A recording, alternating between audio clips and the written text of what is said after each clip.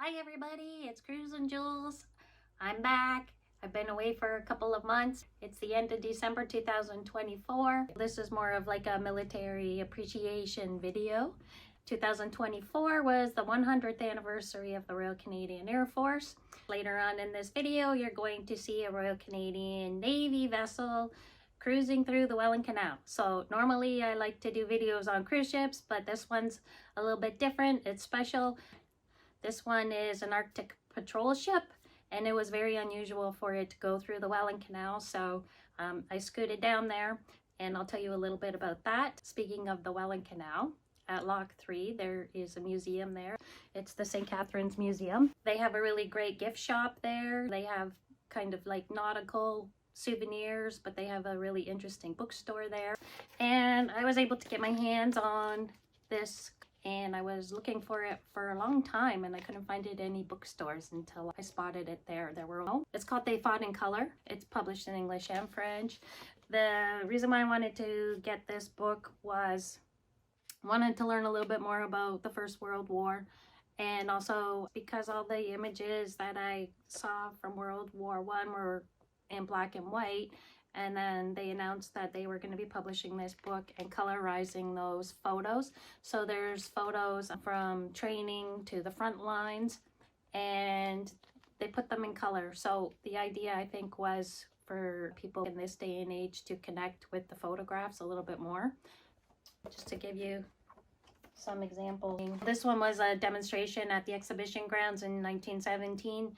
And every year at the opening of the Canadian National Exhibition, the first Saturday, there is a Warriors Day parade. So I'll leave a link to a video of one of the Warrior Day parades if you want to watch that. Here's another photo of a drill that was taking place in the Niagara region in 1917. Like I mentioned, this book might be available at that museum. If you're ever in the Niagara region and you want to see the Welland Canal, that's the canal that's really important for shipping. It's part of the St. Lawrence Seaway. Basically, it connects Lake Erie with Lake Ontario. The Niagara River connects Lake Erie with Lake Ontario, but you can't send ships down the Niagara River because there's Niagara Falls, and that's just not going to work. So they built the Welland Canal.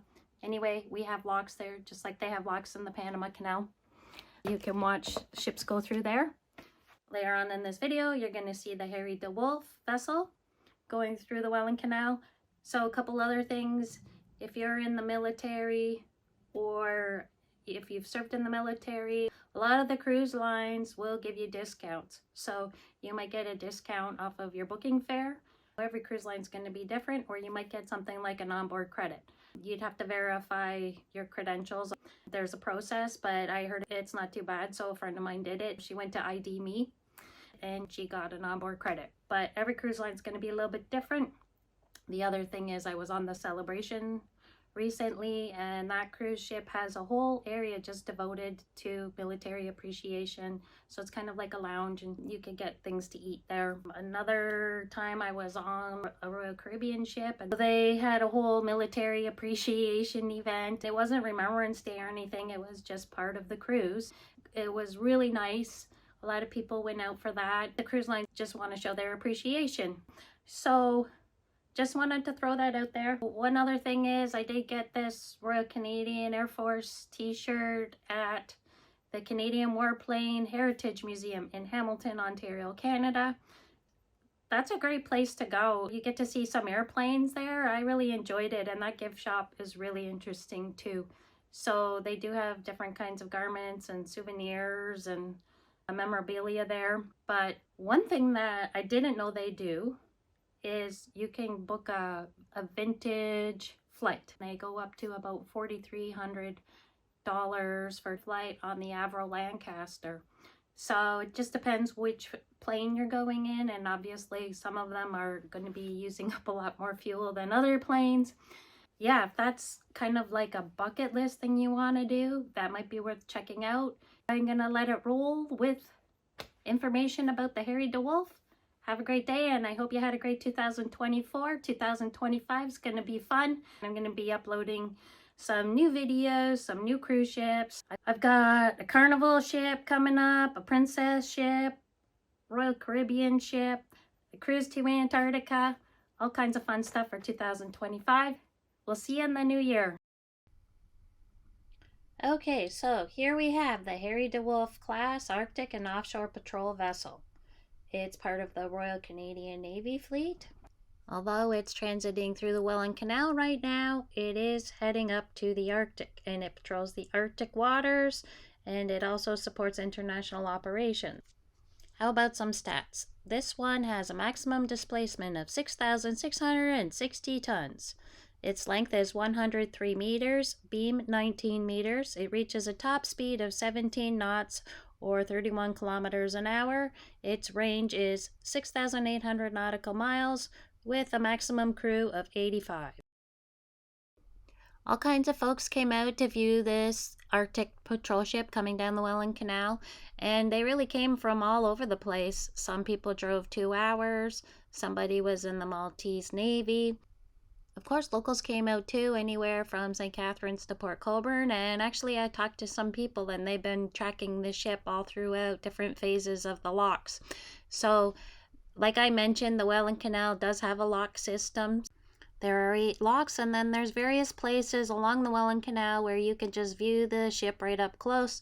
So this particular area, it's not a lock, it's just a street, and then you can see that there's a bridge on the other side. It's a little hard to predict when and where a ship will be transiting through the canal. There are apps and there's different websites that show what time a ship is predicted to be at a certain place, but I don't really find that those times are reliable. Actually, I was trying to find this ship earlier in the day, and so it wasn't where I thought it would be. Anyway, I caught up with it. You could see it's starting to get dark now, but I'm glad I did get a glimpse. Do you see that orange boat? That's the lifeboat.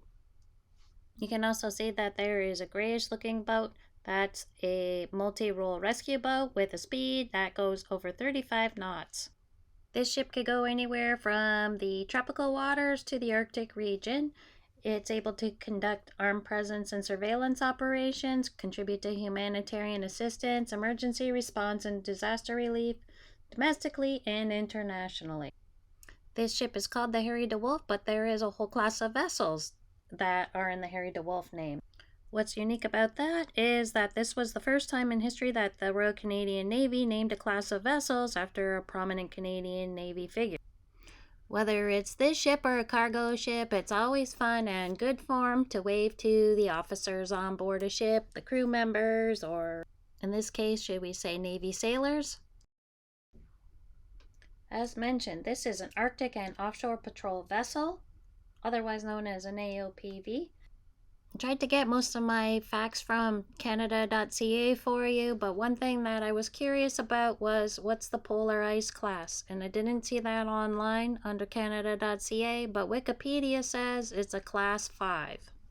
The stern of the ship is able to accommodate multiple payload options such as shipping containers, underwater survey equipment, or landing craft.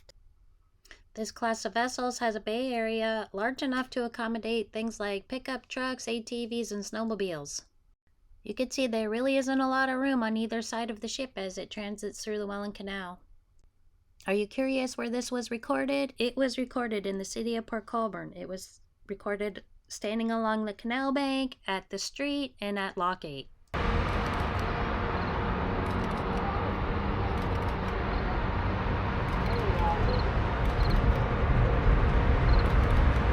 The guys waving up top, you see them? Okay, time for a fun tidbit. This ship is transiting the Welland Canal. It's heading southbound, but it's heading up the canal. Why do we say it's heading up the canal when it's heading southbound? It's because the more south you go, the higher the elevation. The ship has one last bridge to go under, and then it's off to Lake Erie.